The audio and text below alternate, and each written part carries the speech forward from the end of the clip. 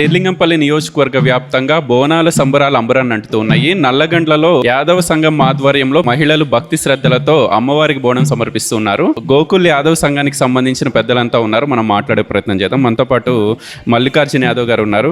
ముందుగా మీకు బోనాల శుభాకాంక్షలు. చాలా అట్టహాసంగా నల్లగండ్లలో బోనాల పండుగ చాలా అద్భుతంగా జరిగింది. నల్లగండ్ల గ్రామంలో గోకుల్ యాదవ్ సంఘం ఆధ్వర్యంలో మా సంఘం పెద్దలు, అధ్యక్షుడు, ఉపాధ్యక్షులు, జనరల్ సెక్రటరీ, మిగతా కార్యవర్గ సభ్యులందరి ఆధ్వర్యంలో నల్లగండ్లలో ఈ బోనాల ఉత్సవం జరగడం జరుగుతుంది.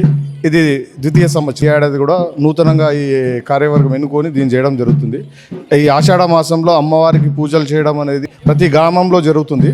అదేవిధంగా మా నల్లగండ్ల గ్రామంలో కూడా అంగరంగ వైభవంగా మేము నిర్వహించడం జరుగుతుంది.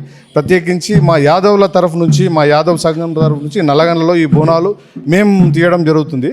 దీనికి మేము కానీ, మా ఆడపడుచులు కానీ ప్రతి ఒక్కరికి మేము ధన్యవాదాలు చెప్తున్నాం. ప్రత్యేకించి ఏంటి అంటే ఆలయానికిను మాకున్న దానికి ఇంచుమించు 1.5 కిలోమీటర్ ఉంటుంది. బోనాలు ఎత్తుకొని ఆడవాళ్ళు రావడం అనేది చాలా సాహసోపేతము. దానికి వాళ్ళకున్న ఓపికకు, వాళ్ళ ఆభరణాలు అవన్నీ వేసుకొని నించొని రావడం అనేది మేము చాలా వాళ్ళకు కృతజ్ఞతగా భావిస్తున్నాం.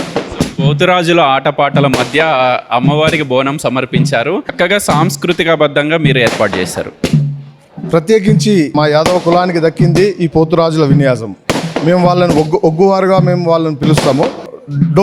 డోలు సన్నాయి, తాళాల సన్నాయితో మాకు ఇది మా పూర్వీకుల నుంచి మాకు వచ్చింది.